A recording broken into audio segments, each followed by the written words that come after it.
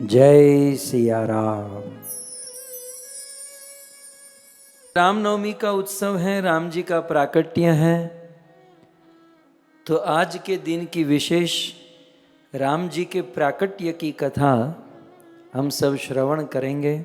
ये कथा मूल रूप से शिव जी पार्वती जी को सुनाते हैं। चाहे राम कथा हो, भागवत कथा हो, सबके मूल में तो भोलानाथ ही बैठा है। सो शिव जी पार्वती जी से कहते हैं कि पार्वती, त्रेता युग का समय था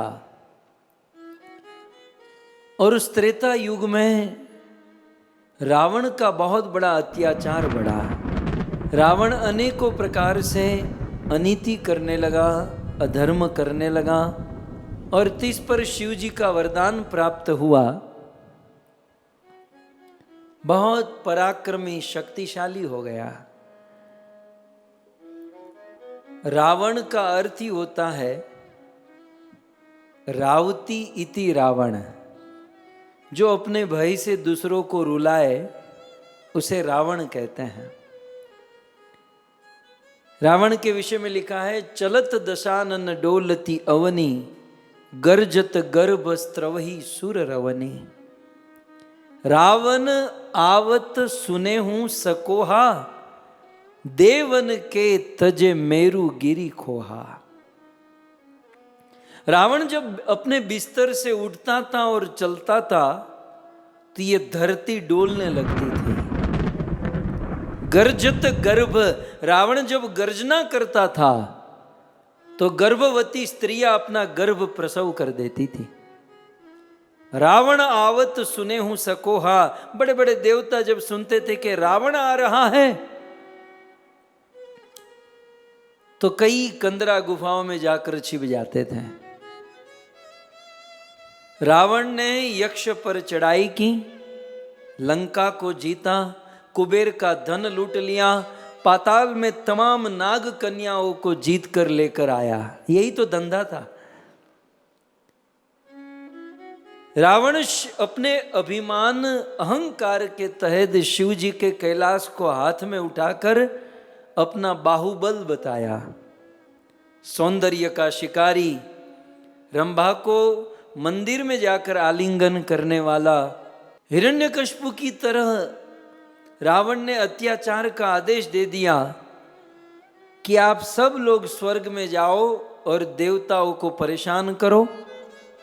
रावण का ये फरमान था कि जहां शास्त्र की बात हो वहां विघ्न करो। आजकल भी रावण जैसे कुछ लोग हैं, जहां शास्त्र की बात हो वहां विघ्न करो, यज्ञ को बंद कराओ, गायों की हत्या करो, तप करने वालों से कर वसूल करो, नदियों का पानी लाल करो और आश्रमों में जाकर आग लगाओ। रावण महात्माओं के रक्त का कर लेने लगा। शिवजी कहते हैं कि इसी का नाम असुर है। मां नहीं मातु पिता नहीं देवा, साधुन सन करा वही सेवा।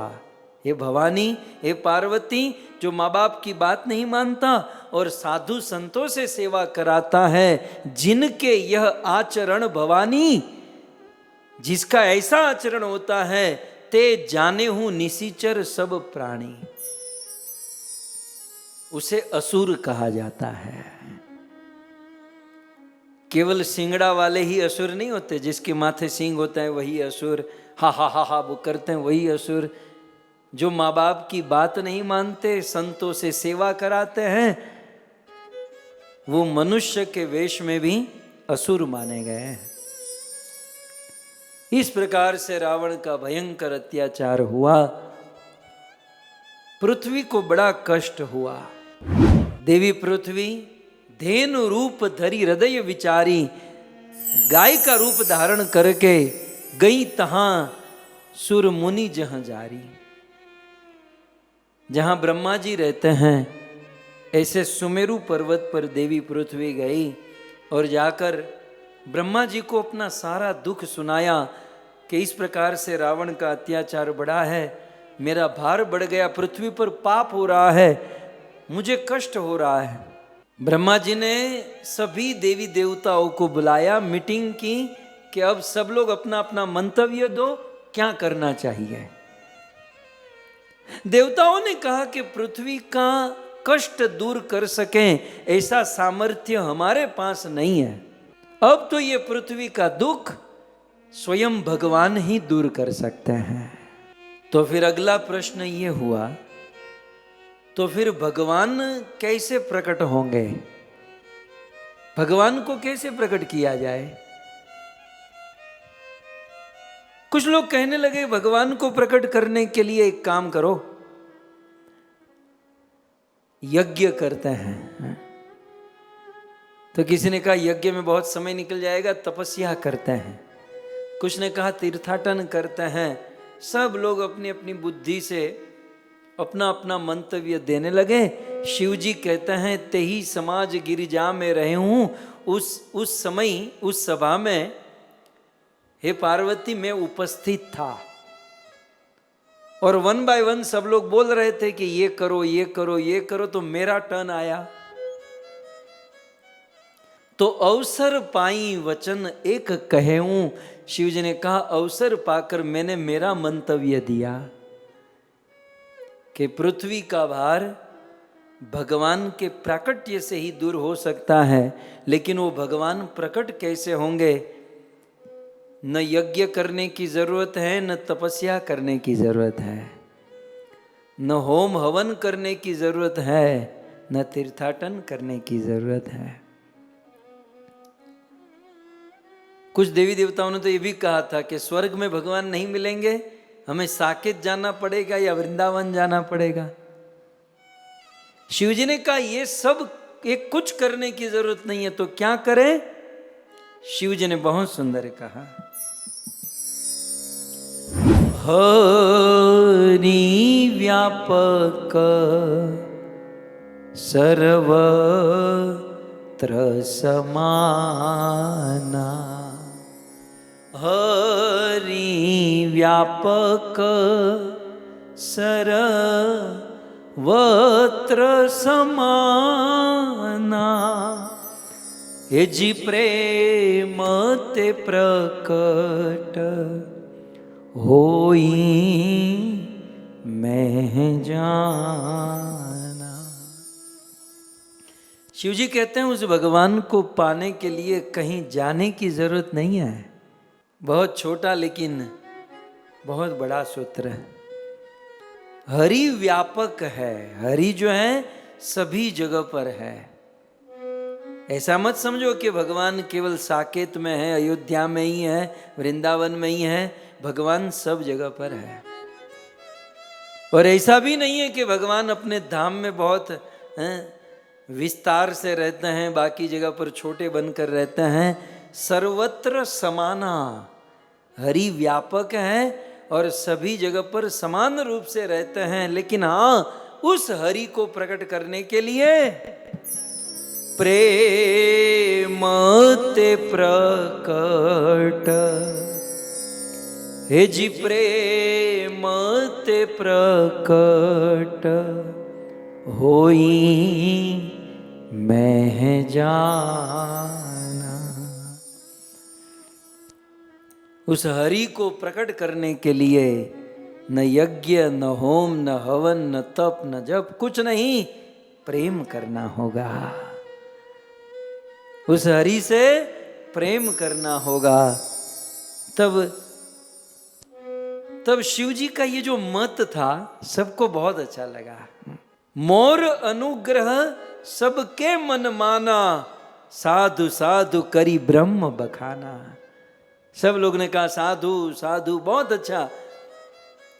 लेकिन भोलेनाथ ये तो बता दो कि भगवान से प्रेम कैसे किया जाए। शिव जी ने कहा भगवान से प्रेम अनेकों प्रकार से किया जा सकता है, लेकिन प्रेम करने की सबसे अच्छी विधि है प्रार्थना।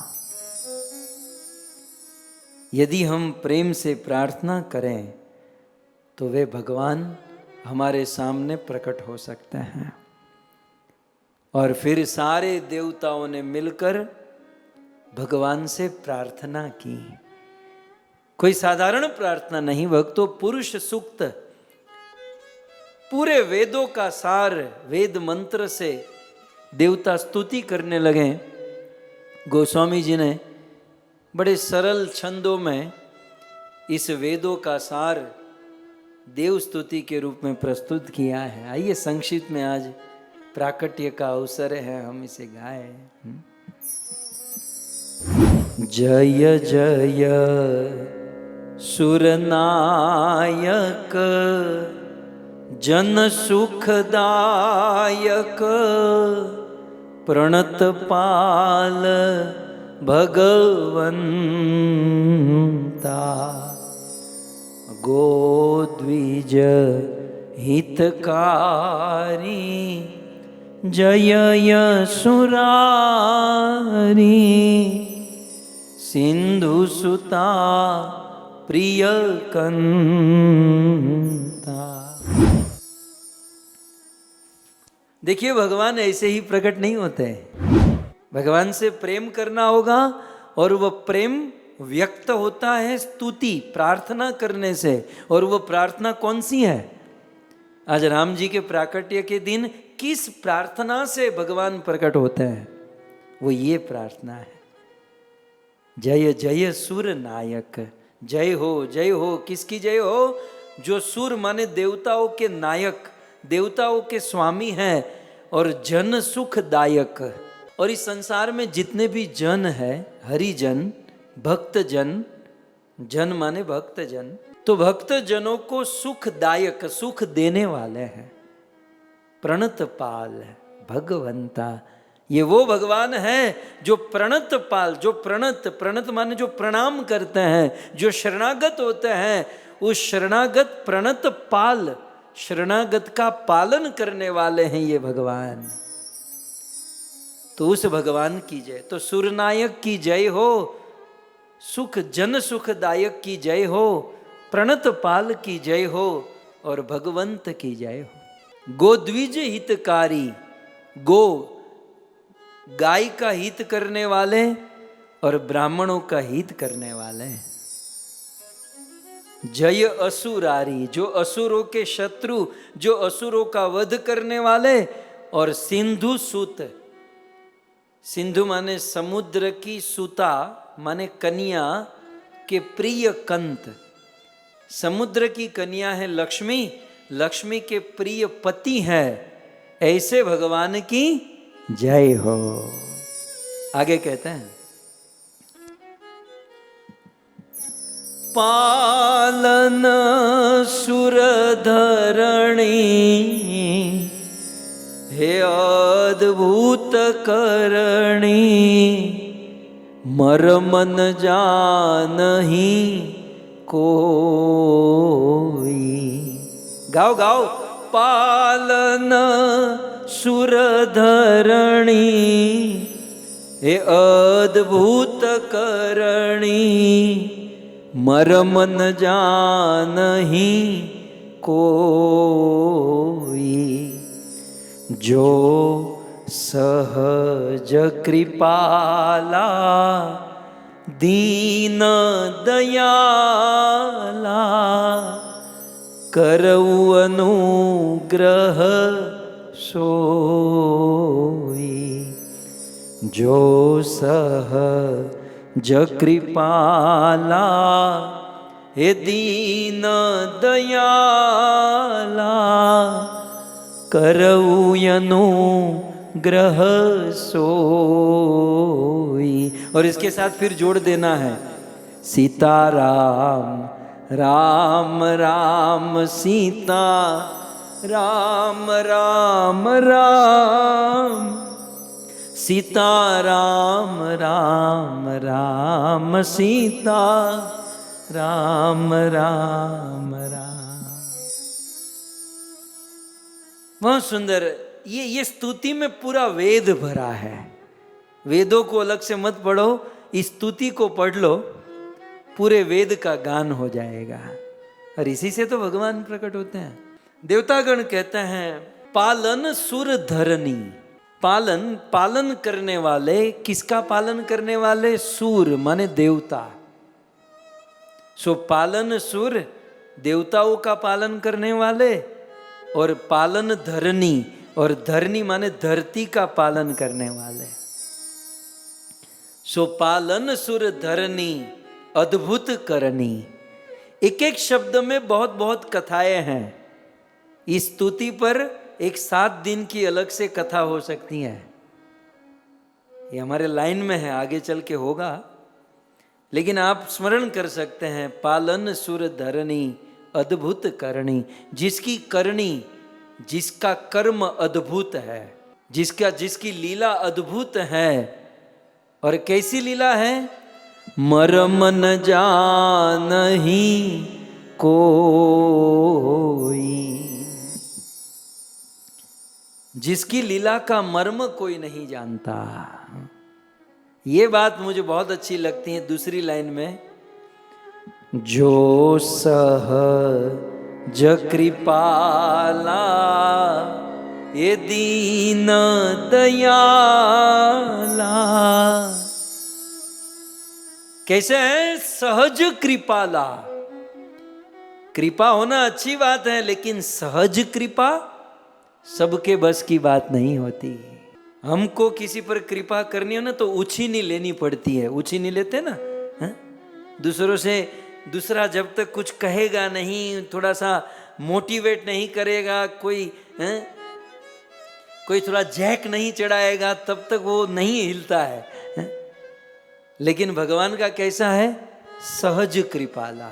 एक बात याद रखिएगा, कृपा करना ये राम जी का काम नहीं है।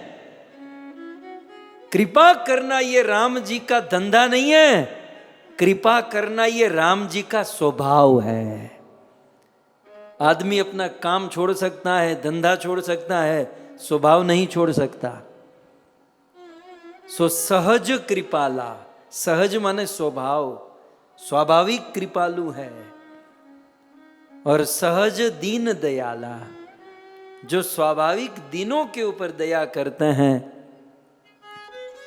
मेरे जैसा दीन कौन होगा, इसलिए करहूं अनुग्रह सोई। ऐसे भगवान मेरे ऊपर अनुग्रह करें, मेरे ऊपर कृपा करें। आगे कहते हैं, जय जय अविनाशी सब घटवासी व्यापक परमानंदा। ये जय जय अविनाशी सब घटवासी व्यापक परमानंदा। अभिगत गोतीतम चरित पुनीतम माया रही तमुकुंदा। अभिगत गोतीतम चरित पुनीतम माया रही तमुकुंदा। सीता राम राम राम सीता राम राम राम सीता राम राम राम सीता राम राम राम। जय जय अविनाशी। जय हो जय हो। जब भी एक शब्द 2 बार रिपीट हो ना, इसका अर्थ है बार बार। सो बार बार जय हो। किसकी? अविनाशी, जिसका विनाश कभी नहीं हो सकता, जो कभी मर नहीं सकता, जिसका कभी नाश नहीं हो सकता, ऐसे अविनाशी भगवान की जय हो। देखिए तत्व की बात कर रहे हैं। और ये भगवान कैसे हैं? सब घटवासी। मैं तो कहता हूं इस स्तुति में सारे सिद्धांत भगवान के विषय में सारी बातें आ गई। कितनी सरल भाषा में। सब घटवासी, जो प्रत्येक घट घट में, जन जन में, कण कण में व्याप्त है। ऐसे परम व्यापक परम आनंदमयी भगवान की जय हो। तो यहां प्रश्न हो सकता है ना कि सब घटवासी सभी घड़े में, मतलब सबके शरीर में है और सभी कण में है, सब जगह व्याप्त है, तो फिर दिखाई क्यों नहीं देते?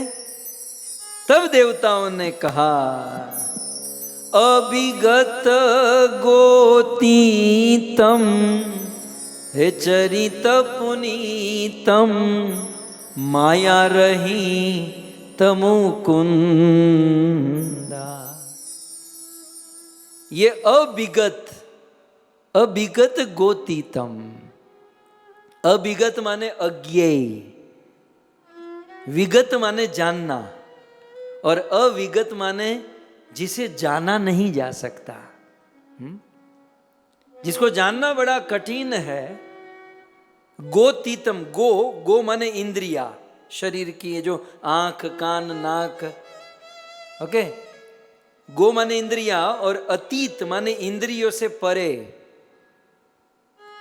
सो भगवान अविगत, भगवान को पूर्ण रूप से जानना मुश्किल कठिन है। क्यों? क्योंकि गो अतीतम, जो इंद्रियों से अतीत हैं, परे हैं, है ना।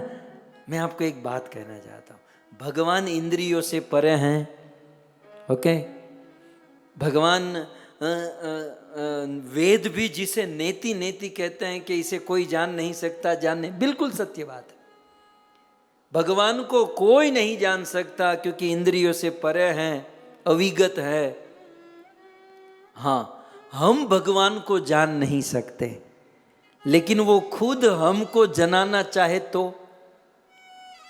चलो ये माना कि हम भगवान को जान नहीं सकते, ये तो एक्सेप्ट कर लिया, लेकिन वो यदि चाहे कि हम उनको जान ले तो इसमें हमारा नंबर लग सकता है।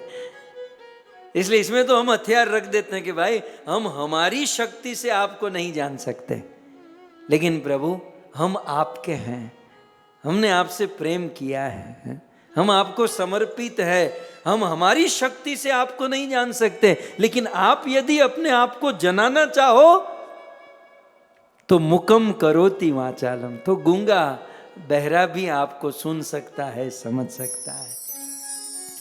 सो देवताओं ने कहा कि यद्यपि आप अविगत हो, गो अतीतम, इंद्रियों से परे हो, इसलिए आपको जानना पहचानना कठिन है। पुनीतम, पुनीत माने पवित्र। क्या है पवित्र? बोले चरित पुनीतम, आपका चरित्र बड़ा पुनीत है, पवित्र है। हमारा चरित्र कैसा है? हमारा परमात्मा जानते हैं या हमारा पति या हमारी पत्नी जानते हैं? हमारा चरित्र कैसा है? लेकिन चरित पुनीतम, क्यों? क्योंकि माया रहितम, क्योंकि भगवान का जो चरित्र है माया से रहित है और हमारे सारे काम माया से युक्त है। सो माया रहित मुकुंदा, यहां मुकुंद कहने का अर्थ मुक्ति ददाती इति मुकुंद। प्रभु आप तो बहुत लोगों को मुक्ति देते हो, हमको रावण से मुक्ति दिला दीजिए। आगे कहते हैं जेहि लागी बिरागी अति अनुरागी विगत मो मुनि वृंदा। ए जेहि लागी विरागी अति अनुरागी विगत मोह मुनि वृंदा।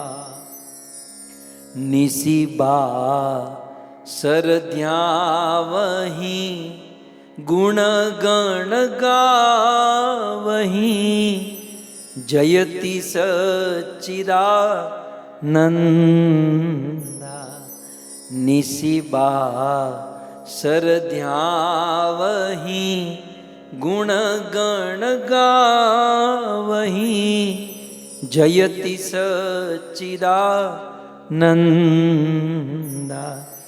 सीताराम राम राम सीता राम राम राम, सीता राम राम राम, सीता राम राम राम। जेही लागी, जेही लागी माने जिसके लिए, ओके, जिसके लिए मतलब जिस भगवान के लिए। और पहली लाइन का अंतिम शब्द है जिस भगवान के लिए। कौन माने मुनि वृंदा, मुनि वृंद माने बहुत सारे मुनि लोग, साधु संत भक्त लोग।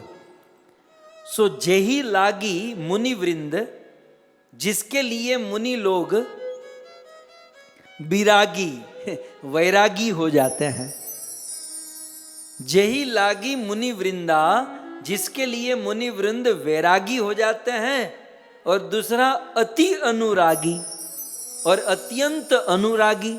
केवल वैरागी होना ठीक नहीं है। कुछ लोग बहुत वैरागी होते हैं, खफा खफा रहते हैं। संसार माया है, पत्नी माया है, बच्चे माया है, धन माया है।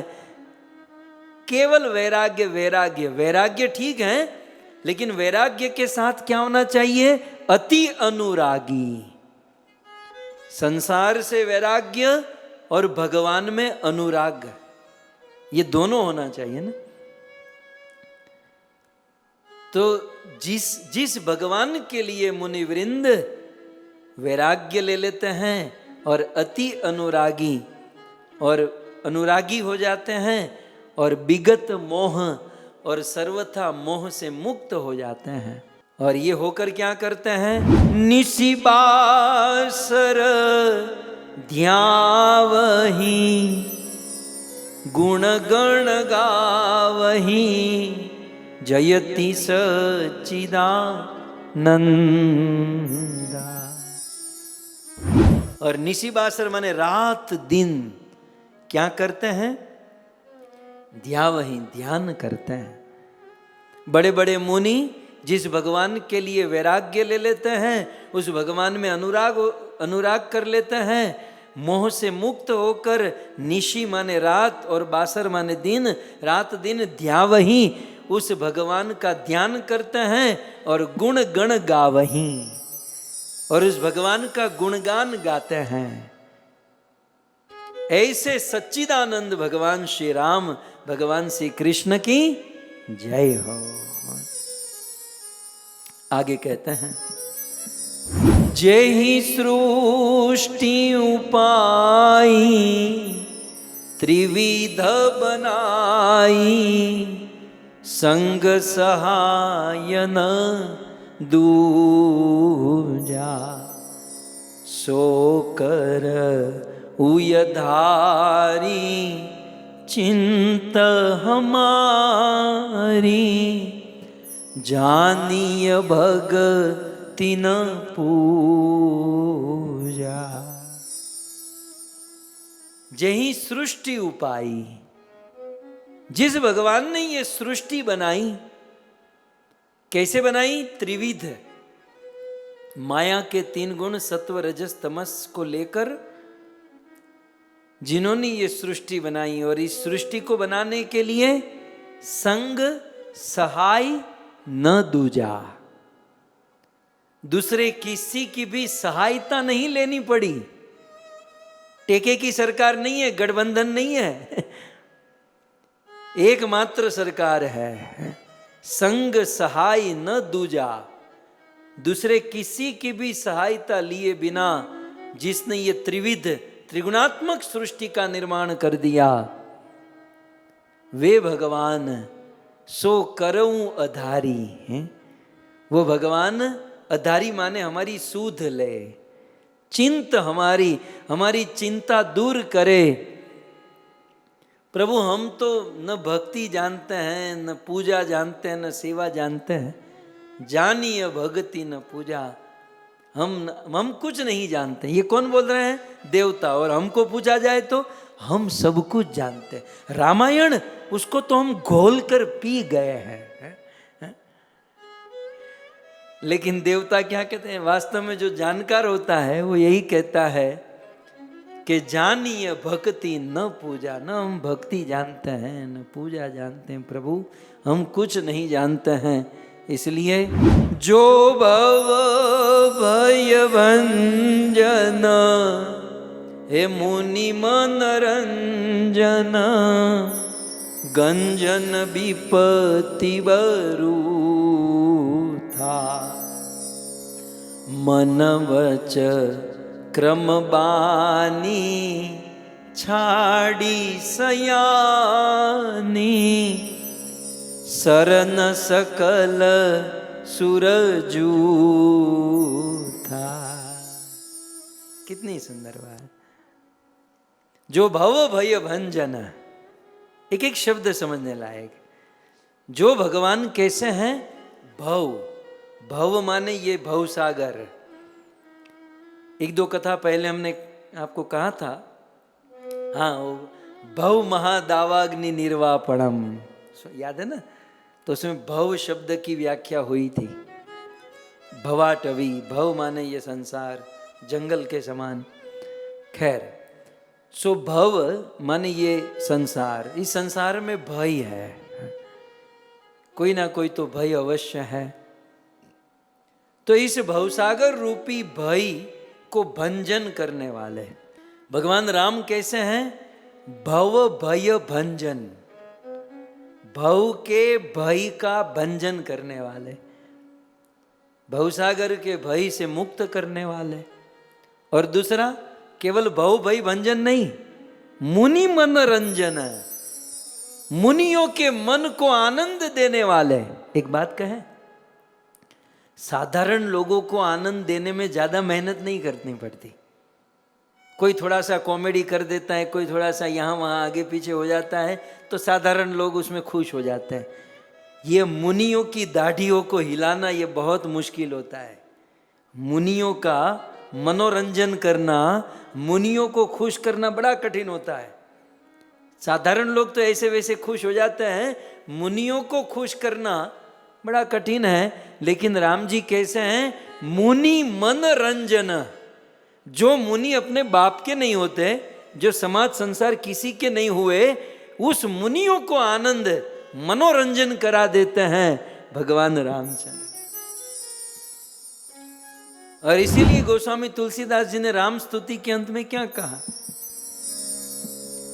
इति वदति तुलसी दास शंकर, शेष मुनि मन रंजनम, मम हृदय कंजने वास कुरु का मादि खलदल गंजनम। सो मुनि मन रंजनम, मुनियों के मन को रंजन माने मनोरंजन माने एंटरटेन। देखिए, एंटरटेन सबको चाहिए, लेकिन मुनि लोगों का एंटरटेन जो है ना, वो रामचंद्र की लीला है, जिसे वर्तमान में भी आनंद और भविष्य में भगवत धाम, भगवत प्रेम। सो मुनि मनोरंजन गंजन विपत्ति बरु था। जो विपत्ति को गंजन माने खत्म करने वाले हैं, समस्त विपत्तियों को नष्ट करने वाले। ये बरूथा शब्द बहुत महत्वपूर्ण है। गंजन विपत्ति, विपत्तियों को गंजन माने खत्म करने वाले। तो बरूथा माने होलसेल में। हमारी विपत्ति एक थोड़ी है हमारे पास विपत्ति बहुत सारी है। तो बरूथा माने बहुत सारी विपत्ति, क्वांटिटी में जो विपत्ति है उसका गंजन, इसलिए गंजन विपत्ति बरूथा। मन वच क्रमवानी छाड़ी सयानी, अपने मन से, वचन से और कर्म से और वाणी से, मन वचन कर्म वाणी, ये चारों तरीके से, और छाड़ी सयानी, सयानी माने कपट, कपट को छोड़कर मन कम क्रम वचन वाणी से सरन सकल सुर जूथा, हम ये सारे सुर जूथ माने सारे देवता जूथ माने ग्रुप में आपके पास आए हैं, सारा कपट सब कुछ त्याग कर। सो हे प्रभु आप हमें दर्शन दीजिए। आगे कहते हैं, सारद श्रुति शेषा ऋषय शेषा जा कहूँ को नहीं जाना, जेहि दीन पियारे वेद पुकारे, द्रवऊं सो श्री भगवाना। सारद, सारद माने सरस्वती, श्रुति माने वेद, शेष माने अनंत शेष, और अशेष माने इत्यादि ऋषि मुनि साधु संत महात्मा। तो सारद, श्रुति, शेष, ऋषि, अशेष, जहां कहूं नहीं जाना, ये सब लोग मिलकर भी प्रभु आपको पूर्ण रूप से नहीं जान सकते। लेकिन इतना तो पता है कि जेहि दीन पियारे, लेकिन आप जो दीनहीन लोग हैं ना, उसको बहुत प्रेम करते हो। वेद पुकारे, ऐसा वेदों में कहा गया है। सो ऐसे भगवान द्रवों सो श्री भगवान, ऐसे भगवान हमारे ऊपर द्रवित हो जाए। द्रवों बहुत सुंदर शब्द है, द्रवों द्रवित हो जाए, क्योंकि जब तक भगवान का हृदय द्रवित नहीं होगा कृपा नहीं बरसेगी। वो प्रसिद्ध चौपाई आप सब जानते ना, मंगल भवन अमंगल हारी, मंगल भवन अमंगल हारी, अने द्रवऊं दशरथ अजीर बिहारी। लगभग सब लोग ये चौपाई जानते हैं, लेकिन मैं कहूं इसका अर्थ बताओ। पहली लाइन तो फिर भी मंगल भवन अमंगल हारी, जो मंगल के भवन मंगल के निधान है और अमंगल को हरने वाले हैं। और फिर दूसरी लाइन में गोटा, गाने में भी गोटा, समझने में भी, द्रव उषु दशरथ अजीर भी आए। नहीं, दूसरी लाइन बताओ, दूसरी लाइन का मतलब क्या है? द्रव, ये तो समझ में आया, द्रव उषु दशरथ। अब यहां दशरथ जी, तो द्रव माने द्रवित हो, कौन? दशरथ नहीं, द्रव उसु दशरथ अजीर बिहारी। बिहारी माने विहार करना। ये अजीर शब्द जो ना, इसको समझना होगा, ये पासवर्ड है। ये समझ में आ जाए तो सब समझ में आ जाएगा। मंगल भवन अमंगल हारी, द्रव उसु दशरथ अजीर बिहारी। तो द्रवु माने द्रवित हो दशरथ, ये भी समझ में आ गया। अजीर में थोड़ा गोटा होता है, लेकिन बिहारी भी समझ में आ गया, विहार करने वाले। अजीर के दो अर्थ है। अजीर माने गोद, ठीक है।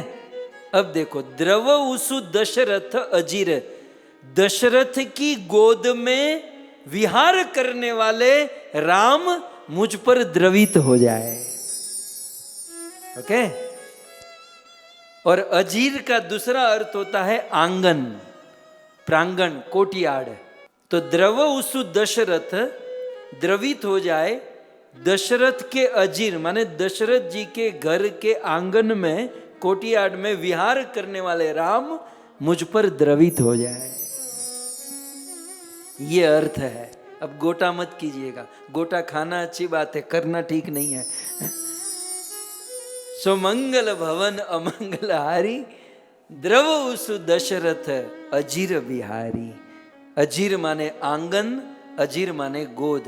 राजा दशरथ की गोद में विहार करने वाले या राजा दशरथ के आंगन प्रांगण में विहार करने वाले भगवान मुझ पर द्रवित हो जाए। सो यहां पर देवगण स्तुति करते हुए कहते हैं कि द्रव सो श्री भगवान, और अंत में कहते हैं भव बारिधि मंदर सब विधि सुंदर, गुण मंदिर सुख पूंजा, मुनि सिद्ध सकल सुर, परम भयातुर, नमत नाथ पद कंजा, सीता राम राम राम सीता राम राम राम, सीता राम राम राम सीता। भव बारिधि मंदर, बहुत सुंदर शब्द है। भव माने भवसागर और बारिधि माने समुद्र। तो भव रूपी समुद्र को मंदर, मंदर माने मंदराचल के समान मथने वाले, भव बारिधि मंदर माने भवसागर रूपी समुद्र को मंदराचल के समान मंथने वाले, सब विधि सुंदर, सभी एंगल से सभी विधि से जो परम सुंदर है, गुण मंदिर जो गुणों की खान है, जो गुणों के धाम है, सुख पुंजा जो परम सुखमयी है, मुनि सिद्ध सकल, सारे मुनि सारे सिद्ध सारे देवता ये सब लोग परम भयभीत है। हे नाथ कृपया करके आप प्रकट हो जाइए और हमारे दुख को दूर कीजिए। इस प्रकार देवताओं ने स्तुति की और देवताओं की स्तुति सुनकर तुरंत भगवान जानी सबई सुर भूमि, सुनी बचन समेत स्नेह, ये प्रेममय स्तुति को सुनकर गगन गिरा गंभीर भई, हरनि शोक संदेह, गिरम समाधो गगने समीरिता, गगन को गुंजाने वाली भगवान की वाणी प्रकट हुई। और भगवान कहते हैं कि देवताओं, हे देवताओं, आप चिंता मत करो। आप लोग जिस कारण से यहां पर आए हो मैं पूर्व से ही जानता हूं। मैं बहुत जल्द इस धरती पर अवतार लूंगा, रावण आदि दुष्टों का विनाश करूंगा, धर्म की स्थापना करूंगा, पृथ्वी का भार दूर करूंगा, साधु संत आप सब भक्तों को आनंद प्रदान करूंगा। पूर्व में कश्यप और अदिति ने महान तप किया था और उसके तप के कारण मैं प्रसन्न हुआ और मैंने उनसे वादा किया था, इसलिए वे कश्यप और अदिति मनु और शत्रुपा बने और मनु और शत्रुपा अब दशरथ और कौशल्या के रूप में प्रकट हुए हैं। तो उस राजा दशरथ और कौशल्या के पुत्र के रूप में मैं और मेरे अन्य 3 भाई प्रकट होंगे। आप सब लोग अपने अपने धाम अपने अपने स्थान वापस चले जाइए और मैंने मेरे आने की राह देखी है। अब सुनिए बहुत सुंदर समझने वाली बात। भगवान आएंगे और सब कुछ कर देंगे, यह सोचकर सभी देवता अपने अपने घर की ओर चलने लगे। लेकिन उस समय ही उन सभी देवताओं को ब्रह्मा जी ने रोका, रुको रुको रुको, भगवान आएंगे, युद्ध करेंगे, असुरों को मारेंगे, पृथ्वी का भार दूर करेंगे और हम लोग घर जाके सो जाएंगे हैं? नहीं, हमें निष्क्रिय नहीं बनना है। तो देवताओं ने कहा तो हमें क्या करना है? माने भगवान हमारे कोई नौकर नहीं है कि वो हमारा काम कर देंगे। आजकल हम लोग कहते ना, हमारा ये कर दो, हमारा वो कर दो, मतलब हम भगवान को गार्ड के रूप में यूज करते हैं, नौकर के रूप में। भले भगवान तो दयालु हैं, कृपालु हैं, लेकिन हमें भी भगवान के साथ उनके आश्रय में जुड़ना चाहिए। देवताओं ने कहा तो हम क्या करें? बोले वानर, रीछ, भालू बनकर भगवान की सेना में जुड़ना है, पुरुषार्थ करना है और भगवान की सेवा में लगना है। ध्यान से सुनिएगा, एक बहुत बड़ा सिद्धांत। फिर क्या हुआ? यही देवता सुग्रीव और जामवंत, हनुमान, ये सब अनेकों प्रकार के रीछ, वानर, भालू के रूप में अवतार ले लिए। फिर कथा आप जानते हो, राम जी को वनवास मिला और इन वानरों के साथ मित्रता की, और इन वानरों के साथ मिलकर राम जी ने समुद्र पर सेतु बांधा और रावण का वध कर दिया। कुल मिलाकर रावण का वध इन वानरों ने ही किया। इसके बलबूते ही भगवान ने रावण को मारा। लेकिन आप देखिए, यही रीछ, भालू, वानर देवताओं के रूप में थे, तब रावण को नहीं मार सके। यही लोग देव रूप में रावण को नहीं मार पाए। लेकिन जब रीछ, भालू, वानर के रूप में उन्होंने पुरुषार्थ किया, तब वही रावण को मार पाए। सिद्धांत यह है कि भोग भोगने वाले जब भोग देना सीख जाए तो सभी समस्याओं का समाधान हो जाए। प्रॉब्लम इस बात की है कि लोग भोगों में इतने फंसे हुए हैं, और जब तक कोई लीडर, कोई साधु, कोई गुरु स्वयं का स्वार्थ रखेगा, स्वयं भोग में होगा, तो समाज की, संसार की समस्याओं का समाधान नहीं कर पाएगा। भोग भोगने वाले भोग देना सीख जाए तो सभी समस्याओं का समाधान हो जाए। सारे देवता रीछ, भालू, वानर के रूप में अपने अपने स्थान पर प्रकट हो गए और भगवान के पृथ्वी पर प्रकट होने की राह देखने लगे। देवताओं ने सबसे पहले क्या किया? पुरुषार्थ किया। फिर आगे क्या किया? प्रार्थना की। भगवान को प्राप्त करने के लिए पुरुषार्थ करना होगा। केवल पुरुषार्थ से नहीं चलेगा, उसके साथ साथ प्रार्थना करनी होगी। और केवल पुरुषार्थ और प्रार्थना से भी काम नहीं चलेगा। ईश्वर को प्राप्त करने के लिए 3 चीज चाहिए: पुरुषार्थ, प्रार्थना और प्रतीक्षा। राह देखना है, वेट, समय की राह देखो। सो देवता लोग प्रतीक्षा कर रहे हैं। श्री राम जी के प्राकट्य की कथा श्री सुखदेव गोस्वामी और वाल्मीकि रामायण में श्री वाल्मीकि ऋषि बहुत सुंदर रोचक ढंग से प्रस्तुत करते हैं। सर्वप्रथम राम जी कौन है? राम जैसा आदर्श किस परिवार में, किस कुटुंब में, किस समाज में राम प्रकट होते हैं, उस परिवार, उस समाज का दर्शन श्री सुखदेव गोस्वामी और वाल्मीकि ऋषि कराते हैं। भिन्न भिन्न संतों के थोड़े थोड़े भिन्न भिन्न मत है।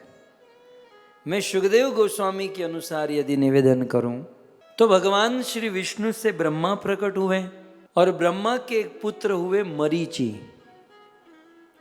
उनसे प्रकाश बहुत निकल रहा था, सो मरीचि। मरीचि के पुत्र हुए कश्यप। कश्यप जी की 16 पत्नियां, उनमें से एक पत्नी थी अदिति। सो कश्यप और अदिति के पुत्र हुए सूर्य देव, जिसे हम विवस्वान कहते हैं। सूर्यदेव की 2 पत्नी संज्ञा और छाया। सूर्यदेव की पत्नी संज्ञा से मनु का जन्म हुआ। मनु बहुत सारे हैं ना, लेकिन सूर्य और संज्ञा से जो मनु हुए उसका नाम हुआ श्राद्ध देव मनु, जिसे हम वैवस्वत मनु भी कहते हैं। तो इतना तो याद आपको रह ही गया होगा। भगवान विष्णु से ब्रह्मा, ब्रह्मा से मरीचि, मरीचि से कश्यप, कश्यप से सूर्यदेव, सूर्यदेव से मनु। अब श्रीमद् भागवत जी में सुखदेव जी कहते हैं कि उस वैवस्वत मनु के 10 पुत्र हुए। नृग, शरियाती, दृष्ट, दृष्ट, कुरुष, नरिष्यंत, पृषग्र, नभग, कवि और सबसे बड़े पुत्र हुए इक्ष्वाकु।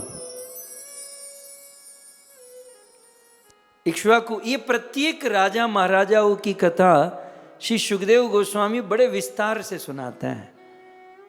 लेकिन हम तो आज राम जी का प्राकट्य है तो उनके बाप दादाओं के नाम भी सुने तो पवित्र हो जाए। सो मनु महाराज के 10 पुत्र में से ज्येष्ठ पुत्र हुए इक्ष्वाकु।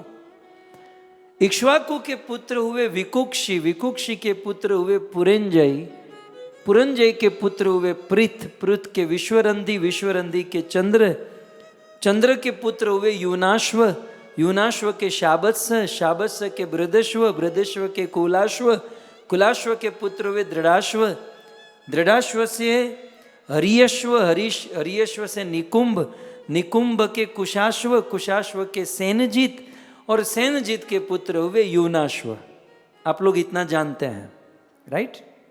अब यूनाश्व के विषय में आप सबने सुना होगा कि ये बड़े आश्चर्यमयी राजा, इनका विवाह हुआ, कोई संतान नहीं हुई तो ब्राह्मण को बुलाया और ब्राह्मण ने बहुत सुंदर यज्ञ किया और यज्ञ के जल को अभिमंत्रित किया।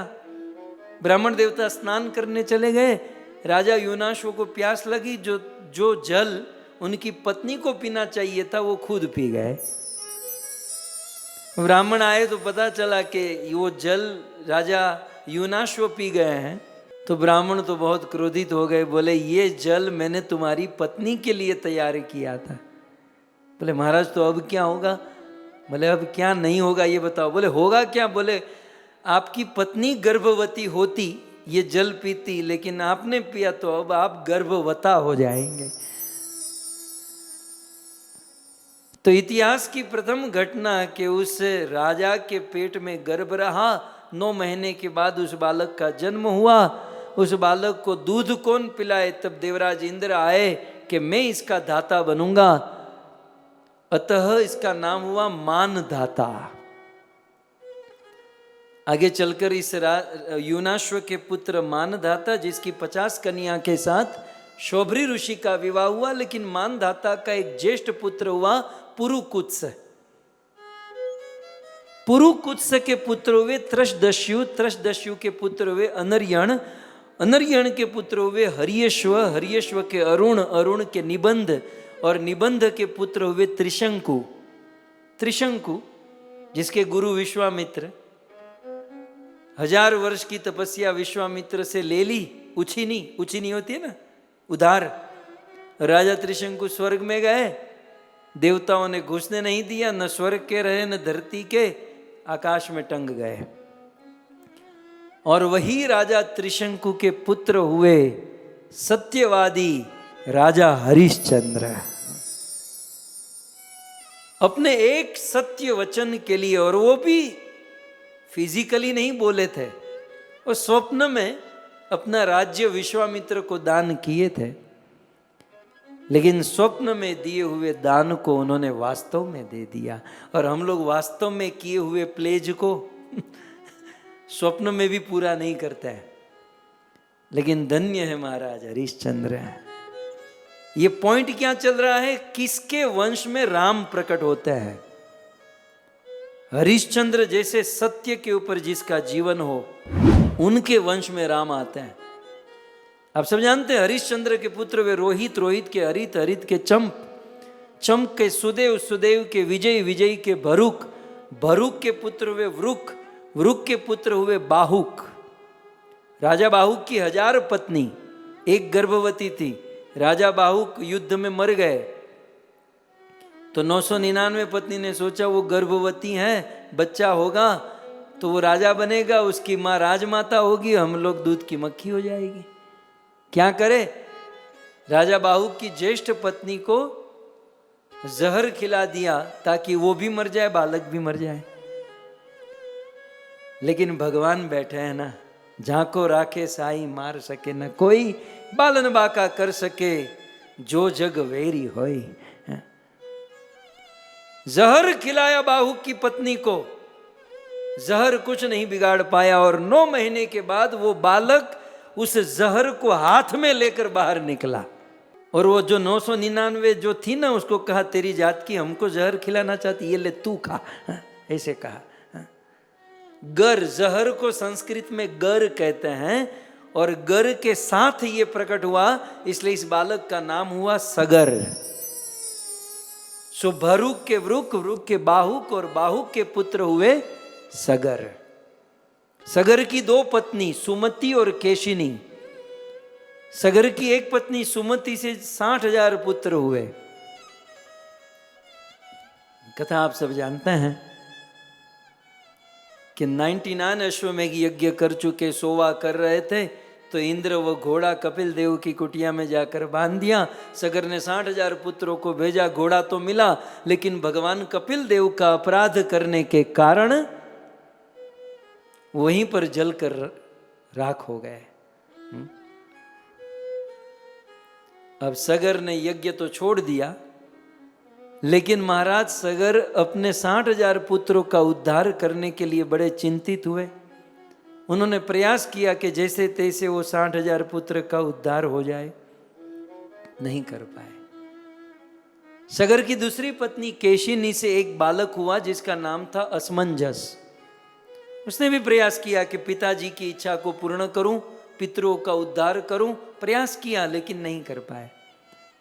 असमंजस के पुत्र हुए अंशुमान। इसने भगवान कपिल देव को प्रसन्न कर लिया, और भगवान कपिल देव ने कहा कि कोई बात नहीं, ये 60,000 जो मेरे अपराध से मर गए हैं, उसके अस्थि यदि गंगा में डाला जाए तो उद्धार हो सकता है। उपाय मिल गया, लेकिन प्रॉब्लम तो अभी भी खड़ी थी, क्योंकि उस समय गंगा धरती पर नहीं थी, ब्रह्मलोक में थी।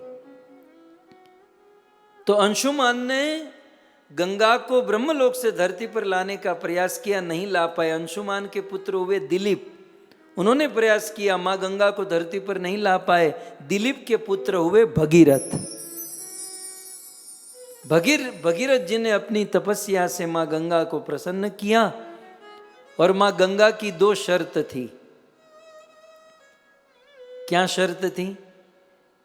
बोले, एक तो मैं ब्रह्मलोक से आऊंगी तो मेरी पृथ्वी का भार, मेरा जो वेग है उसे रोकने वाला कोई होना चाहिए। तो उसे कौन रोकेगा? तो शिव जी ने वो कर लिया। और मैं यदि मेरे में पाप भर गया तो उस पापों को दूर कौन करेगा? बोले, आपके डिवोटी। सो ऐसे भगीरथ जी ने गंगा को प्रकट किया। मैं अक्सर कहता हूं, जो गंगा को प्रकट करता है ना, उसके परिवार में राम जैसा बेटा प्रकट होता है। हमारे भारत में म्यूनिसिपालिटी में गटर के ढक्कन चुरा कर चले जाते हैं, म्यूनिसिपालिटी के नल भी चुरा लेते हैं, और चाहे कि मेरे घर में राम का जन्म हो, तेरे घर पे रावण ही होगा, राम कभी नहीं होगा। सत्यवादी राजा हरिश्चंद्र, भगीरथ, ऐसे लोग जहां पर प्रकट हो उनके परिवार में राम आता है। भगीरथ के पुत्र हुए श्रुत। श्रुत के नाभ के सिंधु द्वीप। सिंधु द्वीप के पुत्र हुए आयुतायु। आयुतायु के पुत्र हुए ऋतुपर्ण। ऋतुपर्ण के सर्वकाम के सुदास। सुदास के सौदास। सौदास के अश्मक। अश्मक के मूलक। मूलक के एडविड। एडविड के खटवांग। खटवांग के दीर्घबाहु। दीर्घबाहु के रघु। रघु के अज। और अज के पुत्र हुए दशरथ। और उस दशरथ के विषय में गोस्वामी तुलसीदास जी कहते हैं, अवधपुरी रघुकुल मनि राम, वेद विदित तेहि दशरथ नाम। धर्म धुरंधर ए गुण निधि ज्ञानी। धर्म धुरंधर ए गुण निधि ज्ञानी। हृदय भगति मति सा रंग पाणी अवधपुरी रघुकुल मनिरा। अयोध्या के चक्रवर्ती सम्राट हुए महाराज दशरथ, जिनका रथ 10 दिशा में चलता है, वेद विदित, जिसकी ख्याति वेदों में गाई जाती है। दशरथ जिसके राज्य में किसी का वध नहीं होता था, इसलिए उसे अवध कहते थे। धर्म धुरंध, धर्म की दूरी थे। धर्म क्या होता है उसका स्टैंडर्ड थे महाराज दशरथ। धर्म की दूरी, गुण निधि, सारे गुणों की खान थे, परम ज्ञानी थे। और सबसे बड़ा गुण क्या था? हृदय भगति मति सारंग पानी।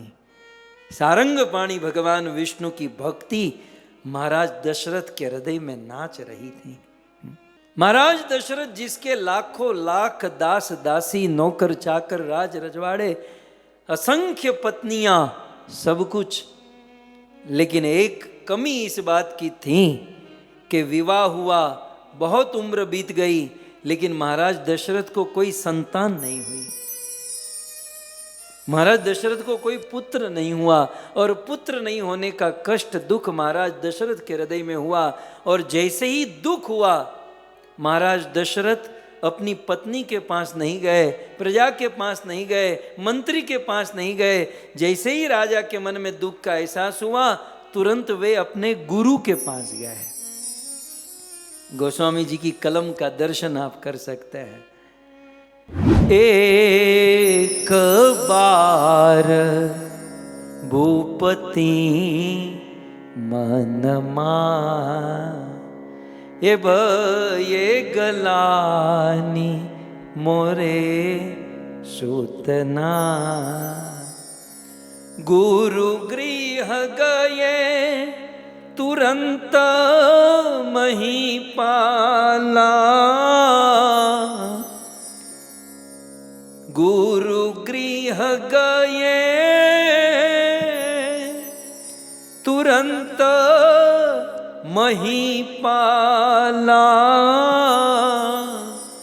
चरण लागी करी विनय विसार। एक एक शब्द में वेदों का सार भरा पड़ा है। एक बार भूपति मन माही, भय गलानी मोरे सुत नाही।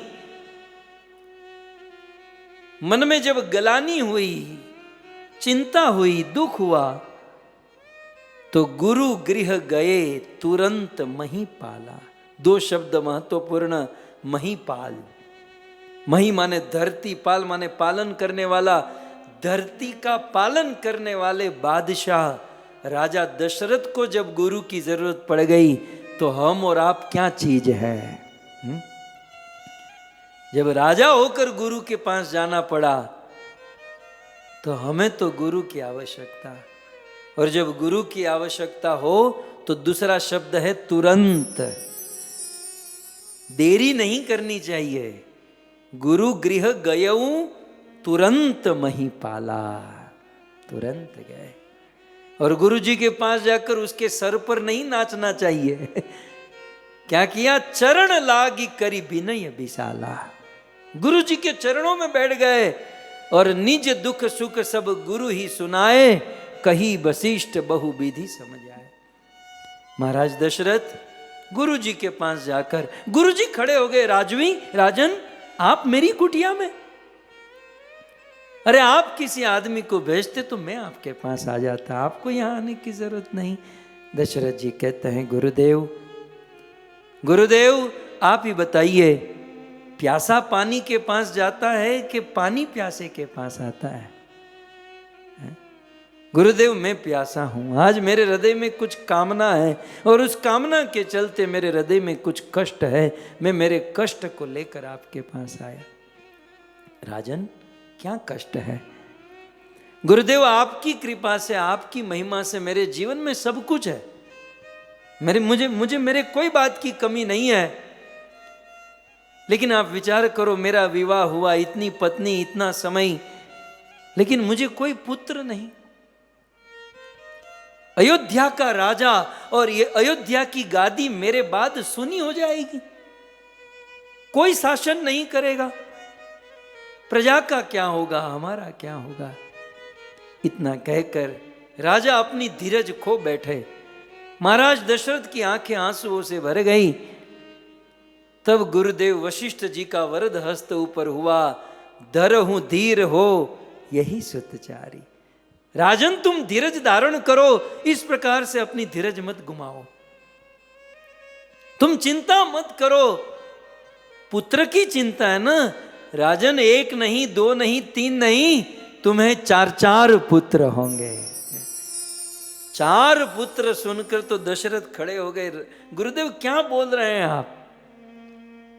राजन, 4 पुत्र, और साधारण पुत्र नहीं, त्रिभुवन विदित भगत भयहारी। त्रिभुवन में जिसका यश गाया जाएगा, जो भक्तों के भय को दूर करेंगे, इस पृथ्वी पर प्रकट होकर दुष्टों का विनाश करेंगे, धर्म की स्थापना करेंगे, रघुकुल की ध्वजा फरकाएंगे, आपके कुल का डंका बजाएंगे। 4 पुत्र आपको प्राप्त होंगे। लेकिन उस पुत्र को प्राप्त करने के लिए तुम्हें यज्ञ करना होगा। अरे महाराज, यज्ञ क्या? आप जो कहो मैं करने के लिए तैयार हूं।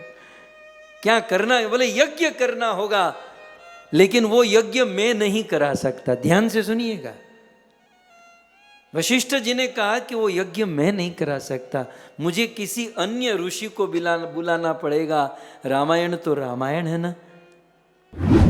श्रृंगी ऋषि वशिष्ठ बुलावा, पुत्र काम शुभ यज्ञ करा। भगति सहित मुनि आहुति दीन्हि, प्रकटे यज्ञिनी चरू कर लीने। आज के समय में ये बात समझने लायक है, ध्यान से सुनिएगा। श्रृंगी ऋषि, अब इसमें ये तो पद है ना, तो ये तो शॉर्ट फॉर्म में होता है। इस बीच में एक चीज जोड़ दो, श्रृंगी ऋषि को वशिष्ठ बुलावा, वशिष्ठ ने बुलाया, दैट्स इट। मुझे तो इसी में सब कुछ दिखाई दे रहा है। श्रृंगी ऋषि को वशिष्ठ जी ने बुलाया। वशिष्ठ जी कौन? दशरथ के गुरु। और दशरथ जी के मन में इच्छा है कि मुझे भगवान मिले, लेकिन दशरथ जी के गुरु वशिष्ठ जी ने देखा कि मेरा चेला जो मुझसे मांग रहा है वो मेरे बस में नहीं है।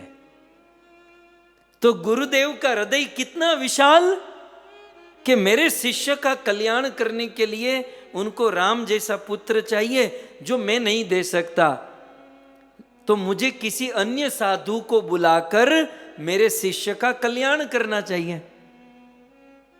तो एक गुरु ने अपने चेले का कल्याण करने के लिए किसी अन्य साधु को बुलाया। और जब कोई गुरु अपने आश्रित का कल्याण करने के लिए किसी अन्य साधु का आश्रय लेता है, वहां राम का जन्म होता है। यहां तो एक गुरु अपने चेले को क्या सिखाता है?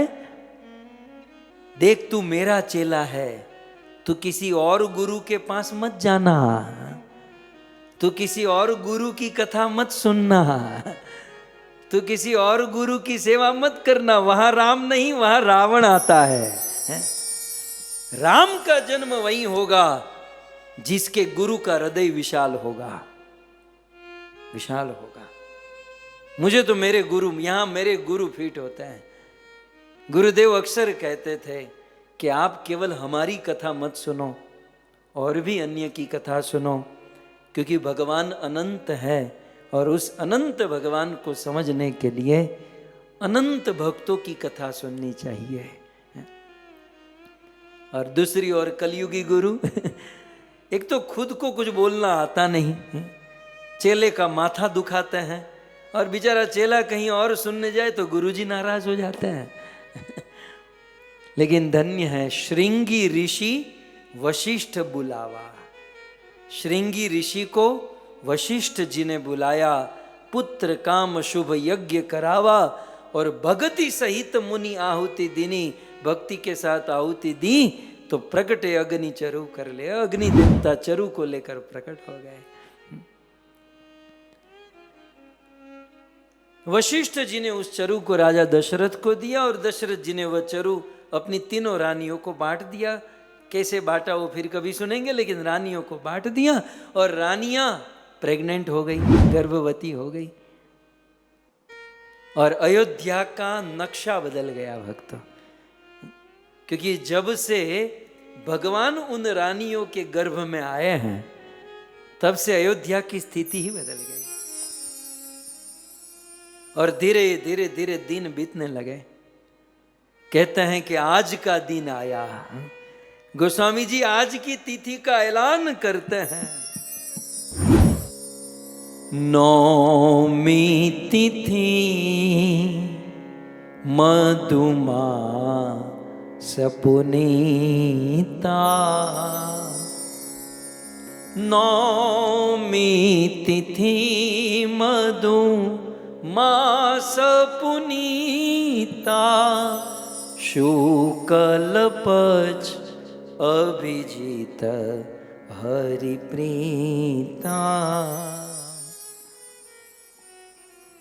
नवमी तिथि मधुमास माने चैत्र मास, शुक्ल पक्ष, अभिजीत मुहूर्त। नवमी तिथि के बहुत सारे अर्थ हैं। नवमी तिथि माने उस तिथि को, नवमी माने नमस्कार, जिसमें राम जी प्रकट हो रहे हैं। नवमी तिथि में भगवान राम प्रकट हुए, इसका अर्थ नवधा भक्ति से ही राम प्रकट होंगे। नवमी तिथि, नौ की संख्या जो है ना, मर्यादा सूचक है, और 9 का अंक जो है ना बिल्कुल सीधा रहता है। हमने कभी आपको सुनाया था। लेकिन जब नवमी तिथि आई, राम जी के जन्म की तिथि आई, शीतल मन सुगंधित हवा बहने लगी, सारे ग्रह वार नक्षत्र सकल भये अनुकूल, सब कुछ अनुकूल हो गए। सुगंध, शीतल मन सुगंधित वायु बहने लगी। देवताओं के हृदय में हर्ष हुआ, साधु संतों के हृदय में हर्ष हुआ, दुष्टों के हृदय में अचानक सा क्षोभ होने लगा। रावण आदि असुरों के अत्याचार से वृक्षों ने फल फूल देना बंद किया था। प्रभु प्रकट होने वाले हैं, वृक्षों पर अचानक से फल फूल उग गए। नदियों में बाढ़ आने लगी, नदियों का नीर निर्मल हो गया।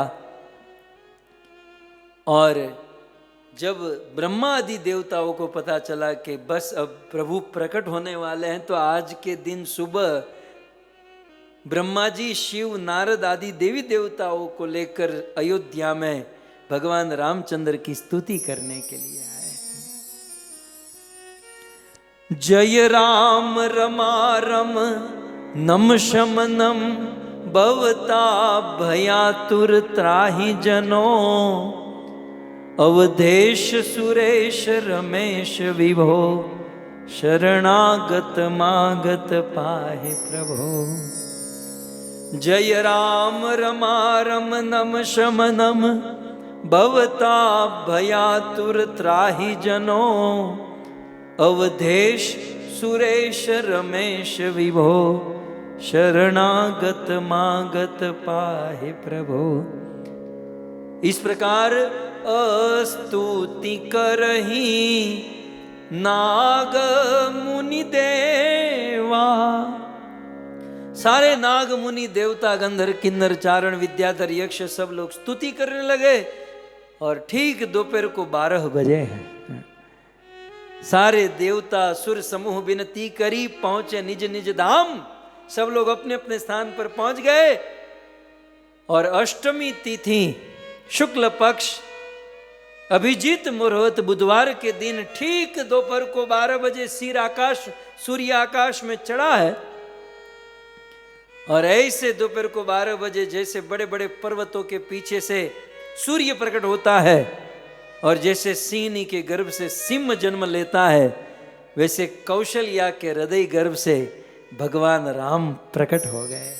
श्री रामचंद्र भगवान के जग निवास प्रभु प्रकटे, अखिल लोक विश्राम। जगत को विश्राम देने वाले जग निवास प्रभु कौशल्या के। देखिए राम जी का प्राकट्य हुआ दुनिया के लिए नहीं, केवल कौशल्या के लिए। कोई नहीं जानता कि राम जी प्रकट हुए हैं। अभी केवल कौशल्या और राम को ही पता है कि हम दो हैं। तो जैसे ही कौशल्या माता के सामने राम जी प्रकट हुए तो कौशल्या माता दोनों हाथ जोड़कर स्तुति, बड़ी प्रसिद्ध स्तुति है। भये प्रकट कृपाला दीन दयाला कौशल्या हितकारी हर्षित महतारी मुनि मनहारी अद्भुत रूप विचारी लोचन अभिरामा इतनु घन श्यामा लोचन अभिरामा तनु घन श्यामा निज आयुध भुज चारी भूषण वनमाला नयन विशाला शोभा सिंधु खरारी भय प्रकट कृपाला दीन दयाला। भय प्रकट कृपाला, सबसे पहला शब्द है प्रकट।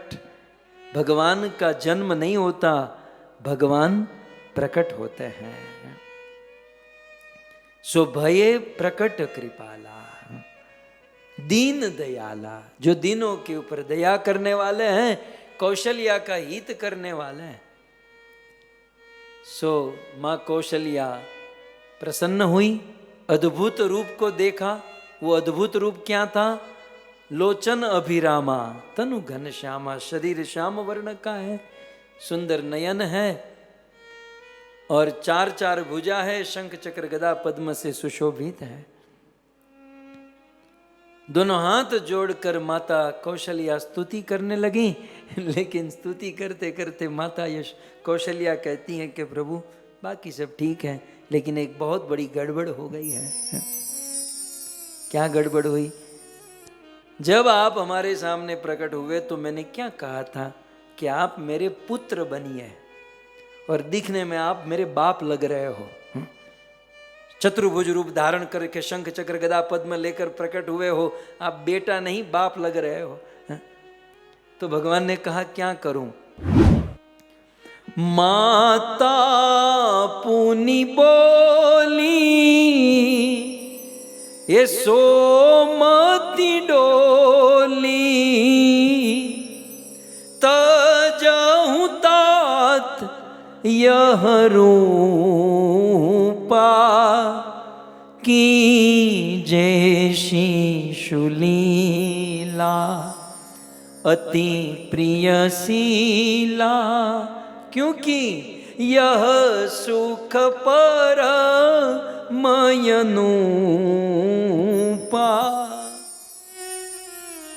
माता पुनि बोली सोमति डोली। माता कौशल्या कहती हैं कि प्रभु गड़बड़ ये है कि आप मेरे बेटा नहीं मेरा बाप बनकर प्रकट हुए हो। तो भगवान ने कहा कि तो मैं क्या करूं? बोले ये विभू स्वरूप को त्याग दीजिए और मेरा बेटा बन जाइए।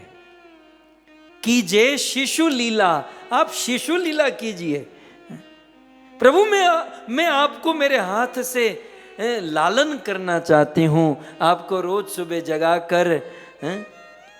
यमुना जल माँ के सर घोड़ी स्नान कराऊं श्याम, हल्के हाथे अंगो चोड़ी लाड लडाऊं श्यामला। मैं आपको लाड लडाना चाहती हूँ, आप बालक बन जाइए। बालक की लीला जो है ना बहुत अच्छी है। भगवान ने कहा तुम्हें बालक कैसे बनूं? भारतवर्ष की मां भगवान को बच्चा बना रही है। देखिए पहले तो आप ये अपना इतना मोटा तगड़ा ये जो बड़ा शरीर है ना उसको त्याग दीजिए और छोटा साइज छोटी कर लीजिए। ये डबल एक्सएल जो है ना उसको कम स्मॉल में आ जाइए। तो भगवान छोटे से हो गए।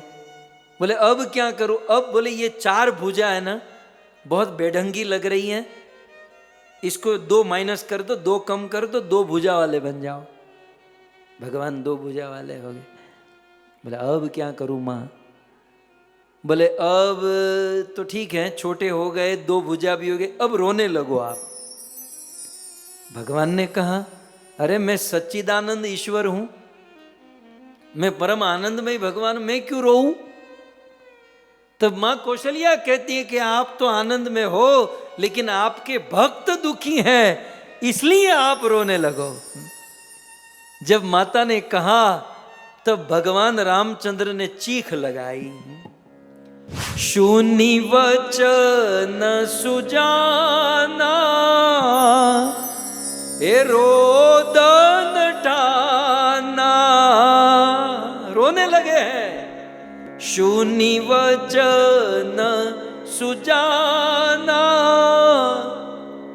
रोदन टाना। अब भगवान का रोना भी ऐसा ही होगा ना, बहुत बड़ी चीख मारी तब कौशल्या कहते अब ठीक है। हुई बालक सुरभूपा, अब आप राजा के बेटे लग रहे हो। हुई बालक सुरभूपा, यह चरित जे गावई, हरि पद पावही ते न परही भवकूपा।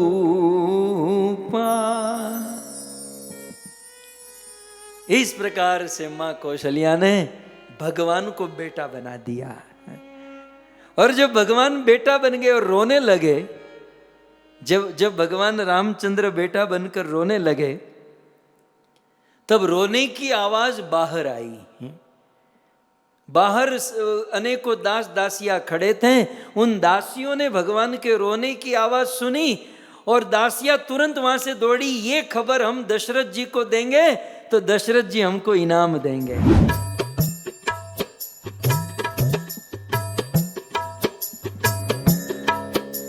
सुनी शिशुरुदन परम प्रिय बानी, सुनी शिशुरुदन परम प्रिय बानी, संभ्रम चली आई सब रानी, हर्षित जहाँ तहाँ दाई दासी, आनंद मगन सकल पूरबासी, दशरथ पुत्र जन्म शूनिकाना, मानहु ब्रह्मा नंद समाना, जाकर नाम सुनत शुभ होई, मोरे गृह आवा प्रभु सोई। सुनी शिशुरुदन परम प्रिय बानी। राम जी जी के रोने की आवाज सुनी और सारी दासियां दौड़ने लगी। महाराज दशरथ के पास गई, कहा महाराज महाराज कौशल्या के गर्भ से एक बहुत सुंदर पुत्र का जन्म हुआ। तब तक तो दूसरी दासी आई, महाराज सुमित्रा के गर्भ से पुत्र का जन्म हुआ। तब तक तीसरी आई, महाराज कैकेयी के गर्भ से सुंदर बालक का जन्म हुआ। महाराज दशरथ खुशी के मारे नाचने लगे। और दशरथ जी के कान में जब ये गया तब कहते हैं, दशरथ पुत्र जन्म शून्य काना, मानहु ब्रह्मा नंद समाना, परमानंद पुरी मन राजा, परमानंद पुरी मन राजा। कहाँ बोलाई बजावहु बाज। आज महाराज दशरथ के आनंद की कोई सीमा न रही। एक नहीं दो नहीं, आज महाराज दशरथ को 4 पुत्र की प्राप्ति हुई। दौड़ने लगे, अपने गले में जो भी आभूषण था, श्रृंगार था, सब कुछ दास दासियों को लुटाने लगे। मंत्री को कहने लगे कि ब्राह्मणों को बुलाओ, स्वस्ति वाचन कराओ, आज मेरे घर पर 4 पुत्रों का जन्म हुआ है। थोड़ी ही देर में यह खबर वायु वेग से पूरे अयोध्या में चली गई और सारे अवधवासी महाराज दशरथ के घर पर पुत्र का जन्म हुआ है, राम जी का जन्म हुआ है। नए नए वस्त्र पहनकर, सुंदर भेंट आभूषण लेकर महाराज दशरथ के घर पर आए और बहुत सुंदर राम जी के जन्म का आनंद उत्सव मनाने लगे खड़े होकर।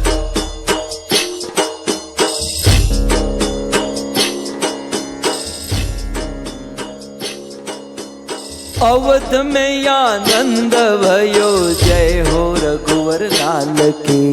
अवध में आनंद भयो, जय रघुवर लाल, जय रघुवर लाल की हो, कौशल्या दुलार की हो। जय रघुवर लाल की हो, कौशल्या दुलार की। अवध में आनंद भयो, जय रघुवर लाल की हो।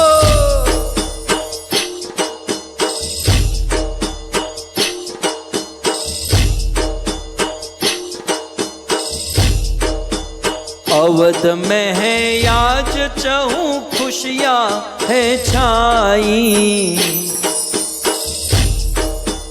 अवध में है आज चहूं खुशियां है छाई।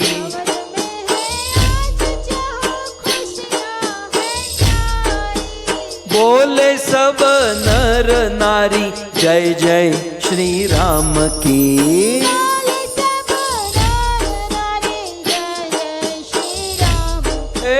बोले सब नर नारी, जय जय श्री राम की।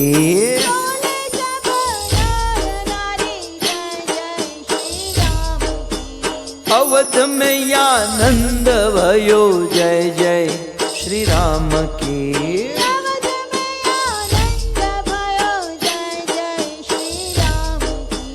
जांग मृदल ताल दाब बज रहे हैं। हो भाव से। जांग मृदंग ताल दाब बज रहे हैं।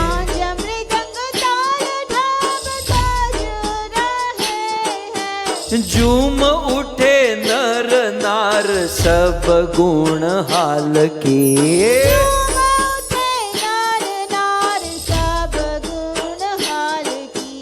झूम उठे नर नार, सब गुण हाल के।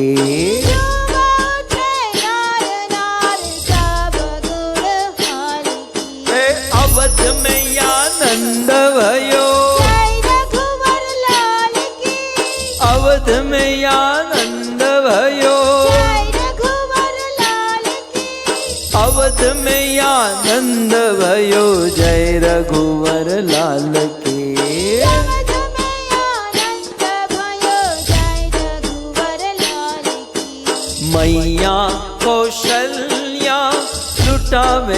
हीरा मोती।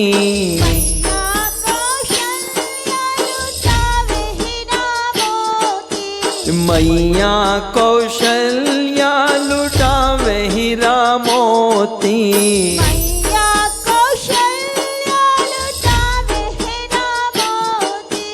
दशरथ लुटावे देखो भर भर मोती।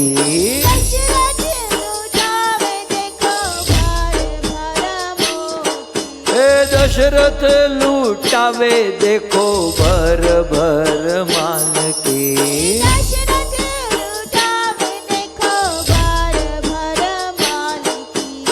अवध में आनंद भयो, अवध में आनंद भयो, अवध में आनंद भयो, जय रघुवर लाल की।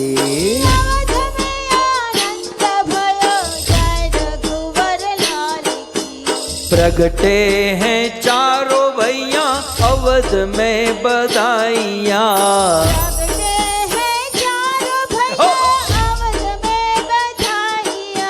प्रगटे हैं चारों भैया अवध में बधाइयाँ।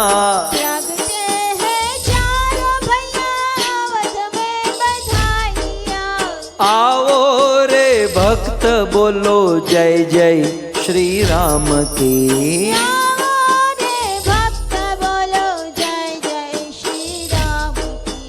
आओ रे भक्त बोलो जय जय श्री राम की।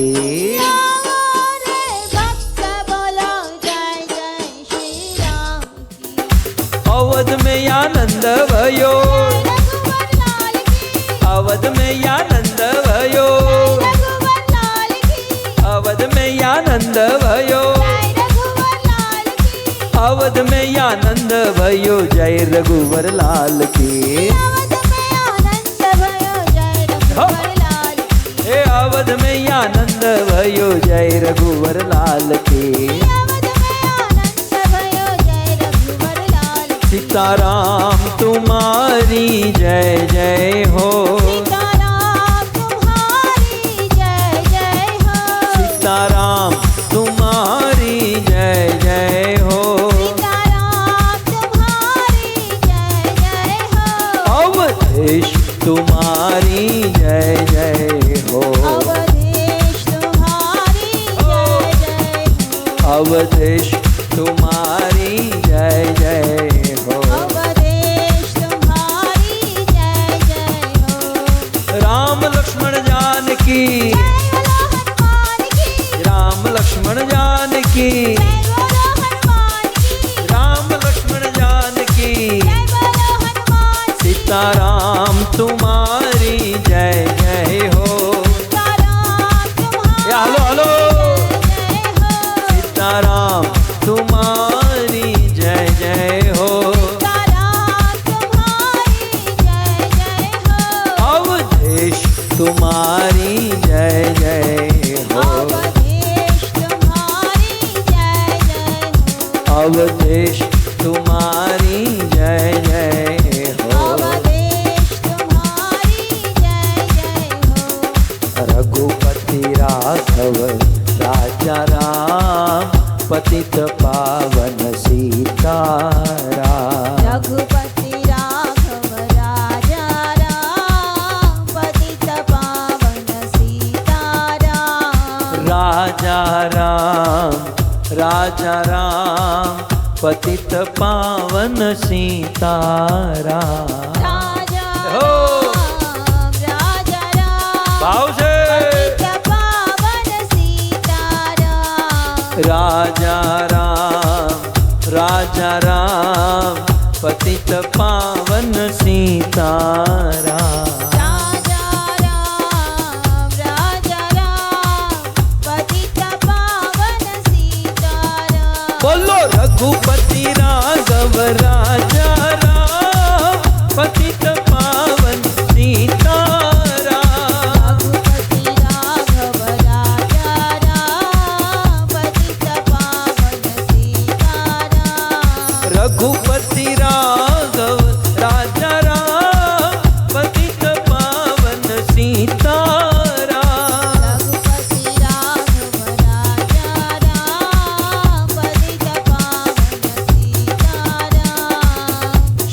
रामचंद्र भगवान की।